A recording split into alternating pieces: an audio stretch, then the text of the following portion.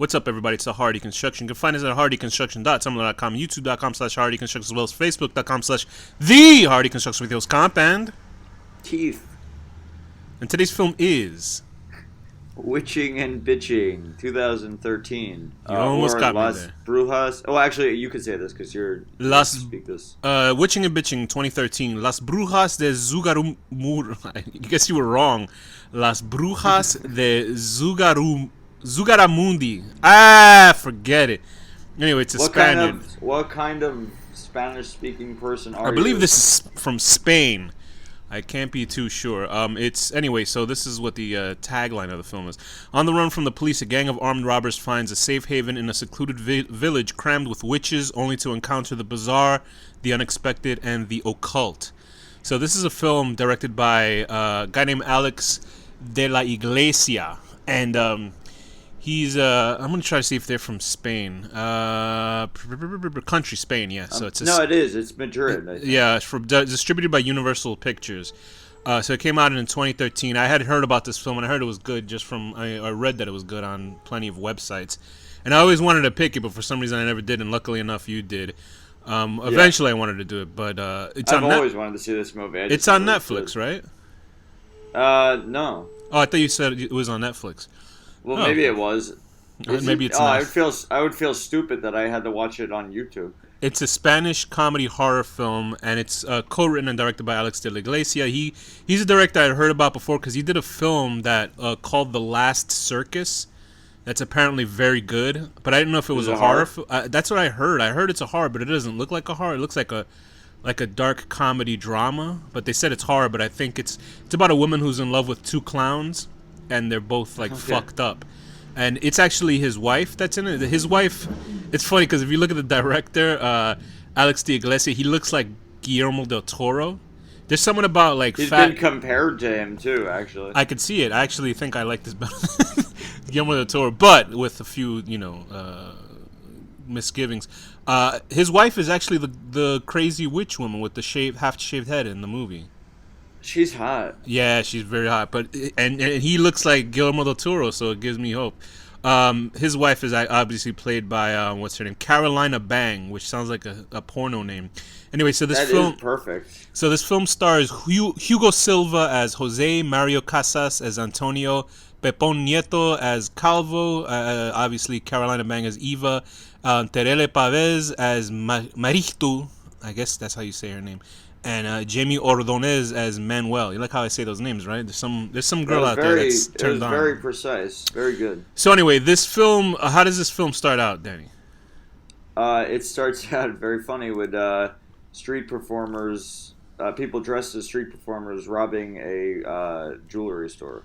So I always wonder how they get the rights to it. I guess I don't know how it is. Because they had SpongeBob SquarePants with machine guns. He gets machine gunned down too. He gets shot by cops.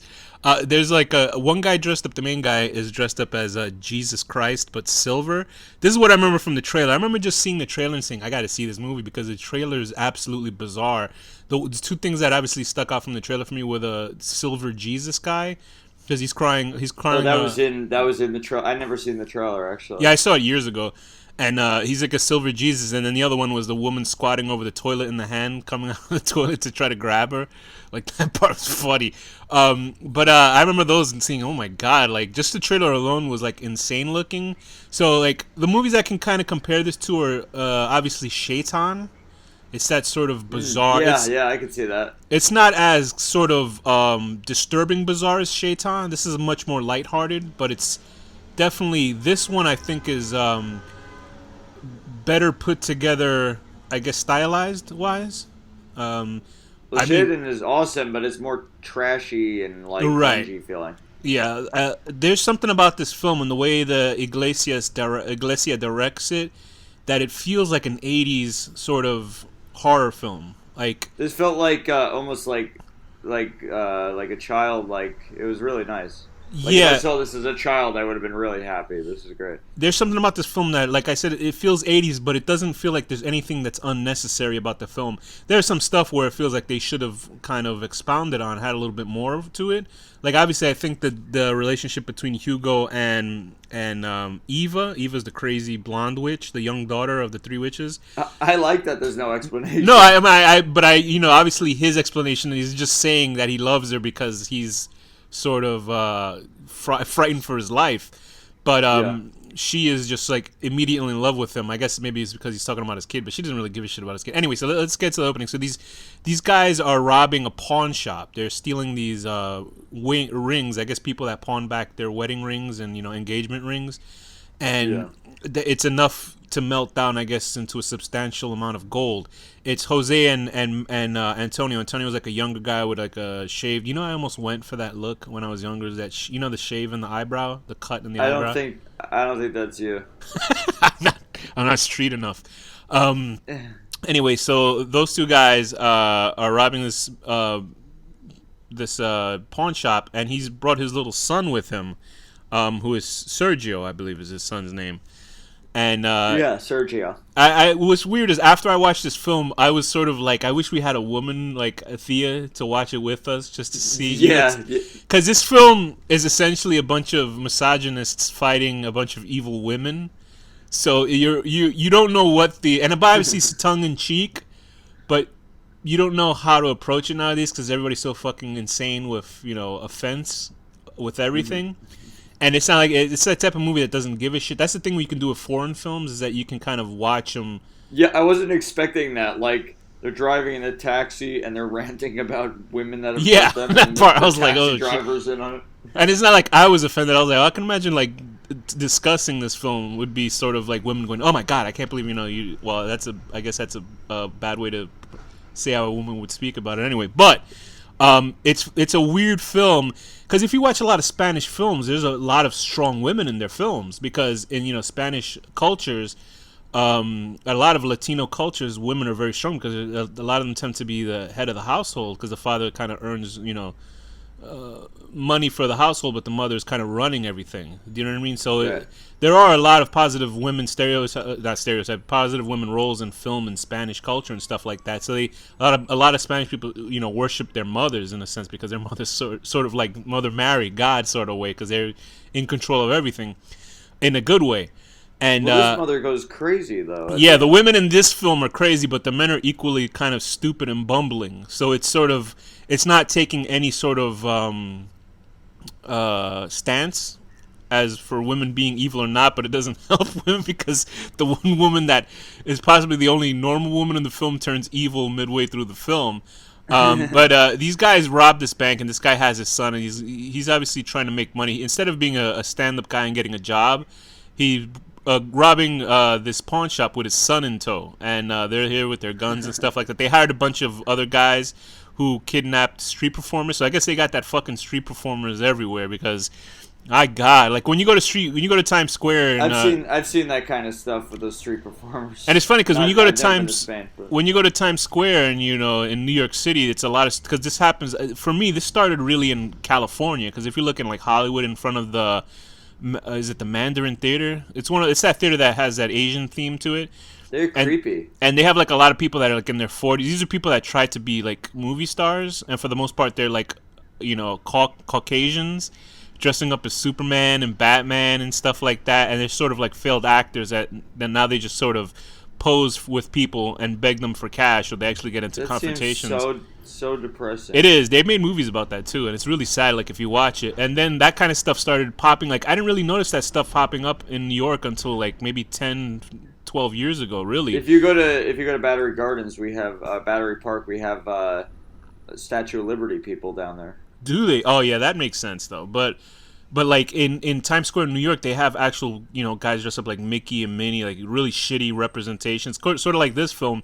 And a lot of them are like Latino or like from other countries and stuff like that. It's funny because I'm like watching this film, I was like, they got this bullshit over there too. Like sort of people just, and then there's like insane It's people. everywhere. It's everywhere. So I guess if you want to, and tourists go up and they're like, kind of bully them into paying them to take a photo with fucking SpongeBob SquarePants. They don't want to meet the one from this film because These guys apparently they kidnapped a bunch of the street performers and put them. They hid them under a subway grate, I guess. I don't know if it was a subway Yeah. grate or some sort of sewer grate, and they're trying to rob this place, and it just goes into a clusterfuck. It's sort of like a I would say that opening is sort of a cartoonish version of a Quentin Tarantino kind of heist film, Yeah. and it's obviously there's comedic element. The movie's very funny. I think the movie's funny. It's like a Universal type of comedy because the main guys are like the main character is not very likable in the beginning. I don't actually like him that much throughout the whole film. I love him. What do you mean? I like the other guy, Antonio, his friend, the guy with the. I ended Yeah, up liking. Antonio's definitely the nicer of them. I did end up liking Jose midway through the film. I always sort of have a thing against people that just put other people in danger because of their selfishness in films. If they're not like sort of likable, I don't know if that makes any sense. But it's sort of like Yeah. when in the Gecko Brothers in this is another movie I compare it to is Dust Till Dawn. Sort of like these two guys that it's a heist Oh film yeah, and they're it turns into complete asses. And supernatural. then at the end, like, what's her face is like all happy with them. It's like, you guys, Yeah, like why they are you put you in a happy with them? they, They they killed put you your in a dad. yeah, they put you in a situation when your father and your brother died. So like, and the daughter's like, oh, okay, I want to leave with you, Seth, or Richie Gecko, whichever one. But that's like, I hated Quentin Tarantino in that film. I just really hated his character like a lot in that Yo, film he was a horrible person. because I he mean, like he got that guy at the store killed. He killed that woman in the bedroom, and I was like, once yeah. he was dead, I was like, good, fuck him. So that's sort of like how I felt. Jose wasn't that fucking horrible. He was just more looking. He was just a selfish guy and a pretty terrible father. And he takes his son along with him, and they have to get out of there pretty quick. And how would you describe the situation when they meet the cab driver right after? uh, chaotic but very funny. What's the guy's name? That's the passenger. Oh god, that guy that just keeps saying he has to get to this place over and over. Well, he has to go to what is that area? Oh, He has to go his to a name big is city. he's played by Manuel Talafre. He's called El Hombre de Badajoz. He's a guy who wants to go to this town called Badajoz throughout the whole film. Yeah, so Talk you got about when they that first guy, get you into got that the- cab. You got that guy, the religious cab driver dude, whose name I can't think of, and just like they're just arguing about women that have fucked them over and having like polite discussions. I really like the dialogue in this movie. Actually, it's like perfect. Just like the way they're like throwing in like 10 jokes every sentence. It's awesome. Oh yeah. He's like all just religious and funny and like a very nice man who's trying to like reason with them, and then they're like talking about the like the way to raise the kid and how inappropriate. Actually, Yeah, that just- was the funniest part when they were in the bank and they're holding out the place, and the woman on the ground as he's shooting and stuff is like, "But you have to be reasonable. He should be in school." Yeah, because it really is sort of this the whole film is a battle of the sexes because what's happening is that for the most part the women have the logic and the men are just kind of super passionate. Although that's the antithesis of how That Eva then acts. switches with the yeah. It's basically men versus women throughout the whole film. But it's not telling you to pick a side, really. Even though the women are supernaturally evil, the guys are kind of stupid in the movie, and they're just doing shit because they're angry because of what the women have put them through. And it's very funny because Manuel, the cab driver, he's like, sort of like, can I let you guys out because I don't want to die because of this? And they keep abusing him. And there's that, obviously, the Hombre de Badajoz. He's the guy in the back. He's this older guy. He gets even worse throughout the film, what happens Yeah. to him. But the cab driver is funny because he actually gets convinced midway throughout the film because he talks about how his wife and his was it his wife and his mother-in-law or his mother, they talk about and they all him make fun of and his and they're sister, breaking his they all make balls fun of- and how he works for a living, and his wife and his mom just spy on him and talk shit about him. And then midway he was just like, you're right, fuck it, I'm on your side. And then he helps them kind of escape these cops chasing them. It's a really fast-paced opening. You get to know the characters. You essentially get to figure out who these characters are within the first 10 minutes, which is very good. It flows the movie really quickly. And meanwhile, these two cops, the two police officers, I can't think of their names, but you can already tell what the joke is. Inspector, yeah. You can tell what the joke is. What are their names? Inspector Calvo and Inspector Pacheco. Yeah, and you can already, if you're smart enough, you can guess what the joke is going to be with the two of them. But they're looking for they find out the kid's name. It's like a funny joke where the guy says, you didn't write your name because the kid left his school books at the place that they robbed. He's like, you didn't write your name in the front, right? Because he told him so. And he goes, no, but obviously he wrote it on the second page in. So the cops find this out, and they find the kid's mother, Sylvia, who had divorced Jose or kicked him out because he wasn't, he wasn't being a good father. He was just basically not. He was bumming around. So she goes insane. I could understand. Obviously, she goes insane looking for him. And she's like, "You obviously, yes. I mean, it makes sense that she wants to go after a kid because God knows, how these police work there. The police are slow over here as well sometimes." And it's just a crazy sort of MacGuffin type of film because these guys have decided they're going to go to Paris now. And they're going to try to get to Paris and split ways and take the money and run, essentially. And that has the two cops in tow and the mother in tow as well. And they end up at this small town called Zugaru. Jesus Christ, I'm not even going to say the name right. Zugaramurdi. There you go, Zugaramurdi. That's the original name of the film. I actually like the name Witching and Bitching better. I guess I was surprised they would actually, allow the word bitching. And what does Brujas mean? Witch. Bruja is a witch. Oh. So Bruja is a witch. The witches of Zugaramurdi. Yeah, Zugaramurdi. Okay. And so they get to this little town, and obviously there's these three witches. I would say I haven't enjoyed a witch in a long time since, like, Rob. I guess I haven't seen that many witches in film. Well, I really like the movie Witch, obviously, The Witch. Actually. But like, yeah, she was good. But I mean, like, perfect. This witch is like fun. Like the older lady. This is a fun witch. That was an evil witch. Like, she's the opposite. Marictu is the woman. She looks like she's sort of like the opposite version of that. Remember that evil witch from the Lords of Salem? The woman from They Live. You know how she had that voice and she was actually very fucking spooky. This woman is more of a cartoon. Like, if you liked what was that Bette Midler movie? The one with the three witches. Hocus Pocus. Yeah, Hocus Pocus. She's sort of that kind of cartoonish, fun, older witch. Like, that's like a witch. I consider that a witch. Obviously, the woman from Lords of Salem, that's a fucking frightening witch from a movie. And the woman from The Witch itself, that other movie that we saw, the more period piece. That was, to me, the perfect witch. That was like that was a perfect witch. It wasn't enough of her. Because, like, part when she starts laughing naked, that was awesome. But there wasn't enough of that woman in that film to consider it a witch movie. But, yeah. Anyway, so they run into Marito, who's working at a bar, and there's a whole bunch of guys there, these older guys. That's how a lot of Spanish countries are, like, or Spanish or Latino countries. They just have old guys at bars, and they're watching these old comedy tapes. And it was so funny because I was watching there's a guy on the TV screen, and he's like a guy, like, a lot of Spanish people will know him. Like, there's certain stereotypes or certain sort of things in Spanish television that any Spanish or Hispanic person knows. It's sort of like the only thing that I've seen that bled to American television was Bumblebee Man from The Simpsons. The guy that goes like "Ay, Dios mío," that guy. He's essentially goofing on this guy named Chesperito, who's a guy in a red bumblebee suit in Mexico, or it could be I'm sorry, it could be the wrong country. It's a very staple in Spanish television, and in here that guy who's talking with the crow. There's like a guy playing with a puppet of a crow.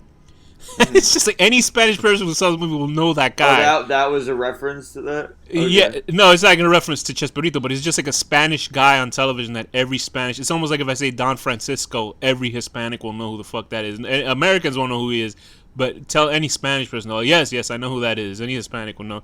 So it was just... Is it like for children, or is it like regular people? No, I think it was more of adult comedy. Because I could have sworn I've seen him in other stuff. It was just bizarre seeing that guy in a film. I was just like, whoa. Like, it's sort of like...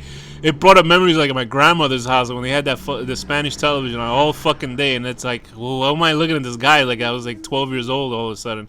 Okay. And so at this bar, explain the bar and that lady with the awesome robot voice that they're talking to. Oh, yeah. She's great. I love that character. She's like, does nothing but... I don't know her name, but yeah, just when she's like, I don't want brunette.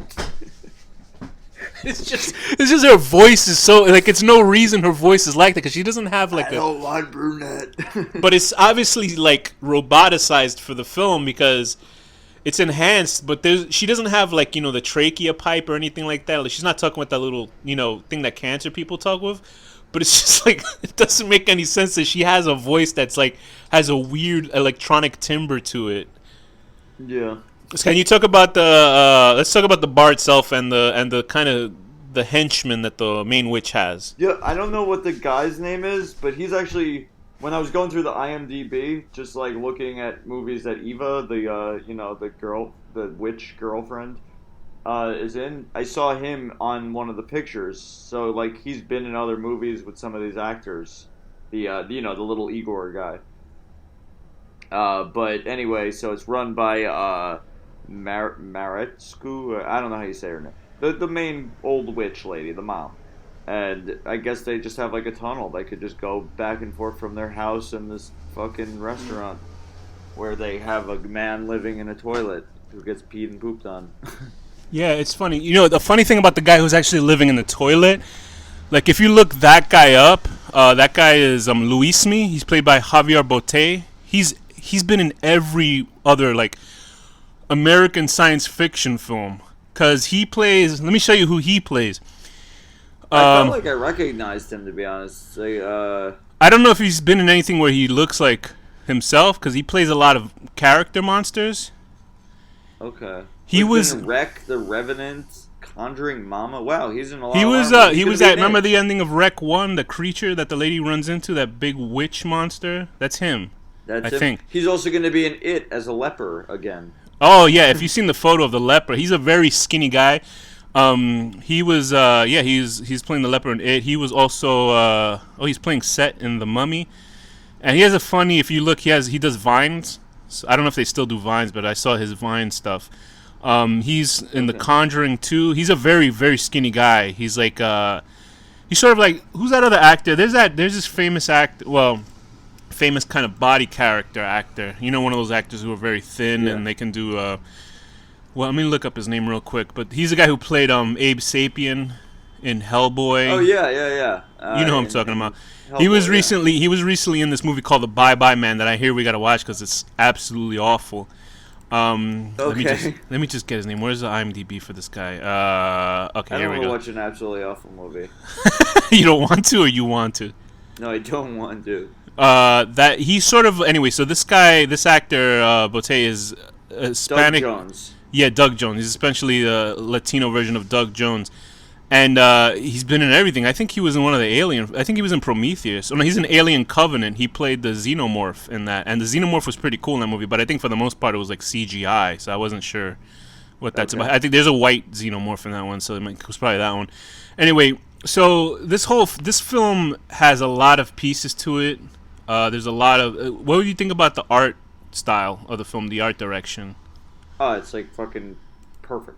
Like if you enjoyed that whole like musical scene was awesome. Yeah, if you enjoyed Del Toro's sort of artistic style, I mean, there's a bunch of it in here. Like there's cool shit in this movie that, like, especially there's a giant behemoth that they battle at the end. You know that the witch mother or whatever that is. That was great. I mean, it's like clearly, obviously CG, but it's okay enough because it's in a dark room and it's cool. It's like this woman, a giant fat woman. She looks like one of those fertility statues. That reminded me actually of Dead Alive. Yeah, right. You're right. She does the like mom at the end. She's sort of like a fertility statue, but the mother from Dead Alive. But she has like these hard tied ropes around the top of her head, so she can only see her mouth. And it's like it's such a cool. Like I wasn't expecting that sort of level of awesome, I guess, in this film. Yeah, I was not expecting it because they're essentially fighting a giant beast at the end of the film. Because these type of films, there's always escalation and the witches and stuff, and the characters are all likable, even if they're evil. They're likable characters because the witches are sort of like they're doing cool stuff like running on ceilings and stuff. And there's that big scene with the witches coming over to the house, and I like how they're just like inviting people into the house, like all like saying just the most fucked up things, but, and they're like, the way like your mom would do it. They're bringing exactly, and they're bringing they're bringing like finger food, and it's like a guy's head inside of a basket and stuff like that. There's obviously those two witches that are played by men in the film. Like it's just, and it's not even like it's comedy, but they take it very serious. Like it's not taken with a wink. The whole movie is a eye wink kind of film, but you're having a good time watching it. It's not like obnoxiously unfunny. Do you know what I mean? Because there's a lot of horror comedy. I haven't. There's not that many good horror comedies, but this I think is really good. How would you explain? Well, recently, I mean, how would you explain Eva's character? Especially, actually explain the three witches, because they end up running into the mother. They run over the mother in the woods. What's the mother's name? I know what the grandma's name is, and I know what Eva's name is. But in any case, you got the grandma who's just the most obvious evil sort of one. And then Eva's just like so hot and amazing. And she has that crazy look. I thought she was just fucking with them, like to like kill them or something, but she actually is in love with Jose. Yeah, I thought so too. So this coven of witches, the mother, the grandmother, and the daughter, they're looking for the chosen child, I guess, who's supposed to eventually do something bad to mankind, like to fuck over men. Like he'd be called the great, I forgot what the word is, the great deceiver or something like that. So they actually ended up finding the son, and they're all likable. Like, and it is cool stuff. Like I said, where they're running around the ceilings and stuff. It's an insane film. Like it's. Like, I don't know how to, like, obviously the people who watch this, hopefully they've watched the film already, or if we're not, obviously we're spoiling the film for them, but I mean it's like a movie that it's so bizarre and in the vein of Shaitan and those type of films and Dusk Till Dawn, that like the pomp and circumstances, the way that it's handled, the way the insanity the film handles never feels like it fucks up. Like it's always like it's always fast paced. I love the whole like musical thing they do. Yeah, go ahead, explain that scene.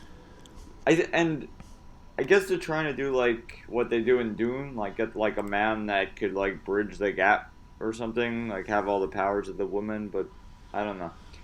But anyway, whatever. It's just like flying. It kind of is like a horror movie version of like the scene in like The Hobbit or something. I hate to bring that movie into it, but well, that was a fantastic movie. What are you talking about? Yeah. Anyway, so that the mother is called Graciana, played by Carmen Maura. She's the woman that's anyway, like. So it's just a bunch of fucking witches flying around, and it's just really cool. I like it. I don't know. And it's insane. It's like I would actually. I was gonna reference World War Z with the zombies chasing people, but I know how you hate them. Please. Part 2 with David Fincher directing coming soon. That's gonna be a good one. At least. That's gonna be good at least. Hopefully, Fincher.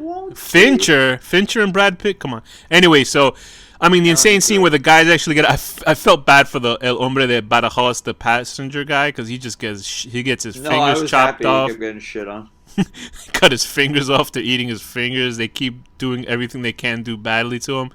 But there's like a chase scene with all the witches. The film never slows down. There's always something moving quickly in the film, where the people being chased or.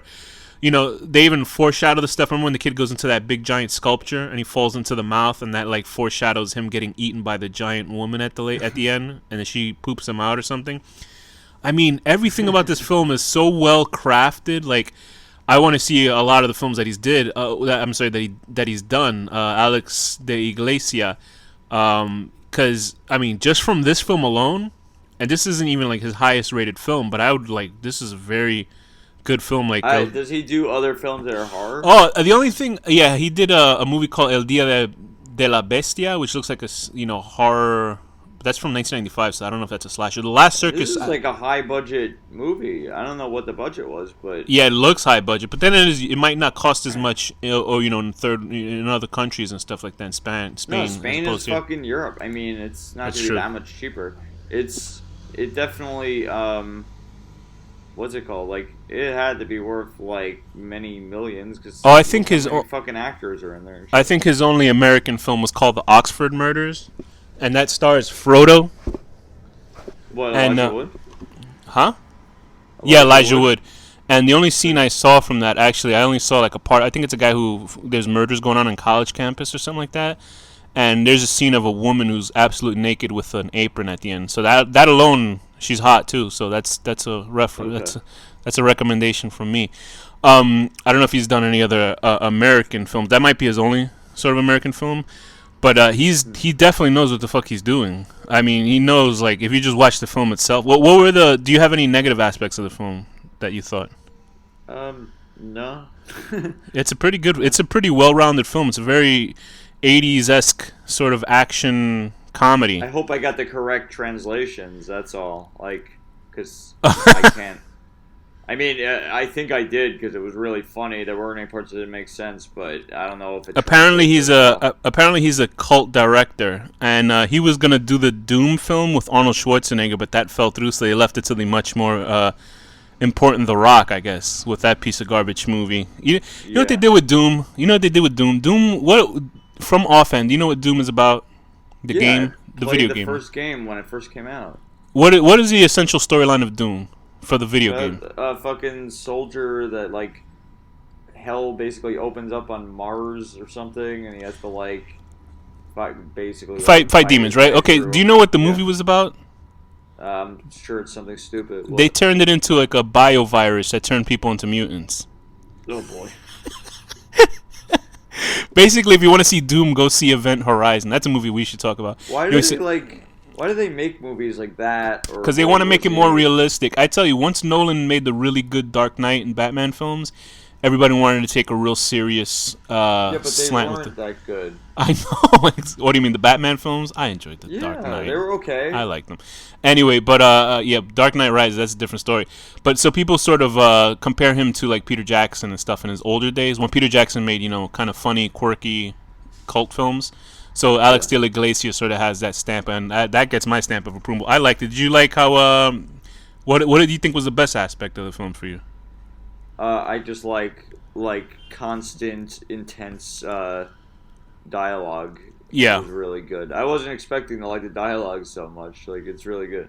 yeah, I it's just hope fun. that's It's what I'm saying. I hope it translated well. Like I might yeah, be missing it's a jokes. very universal film, and the characters are all likable. They're all No, I mean the jackasses. language. I mean like the actual language. Like Right? No, I you get know what you're when you saying.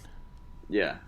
It's a very universal type of film, and the characters are all sort of have these aspects about them that we've seen in other films, but they're fun. They feel like it feels fun. The whole movie is just fun, and there's nothing like I can say that's shitty about it.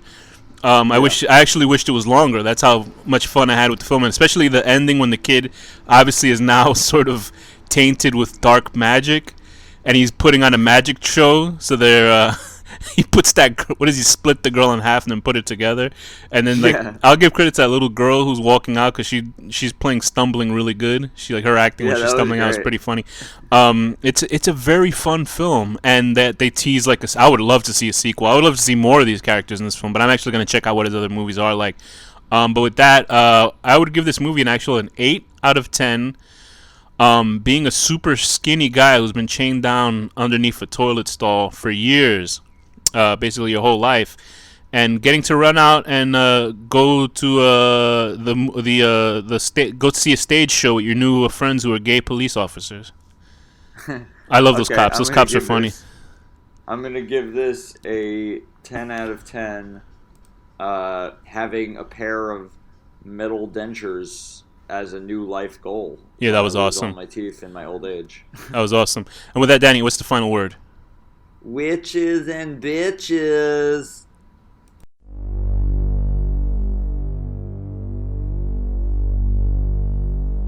The horror deconstruction.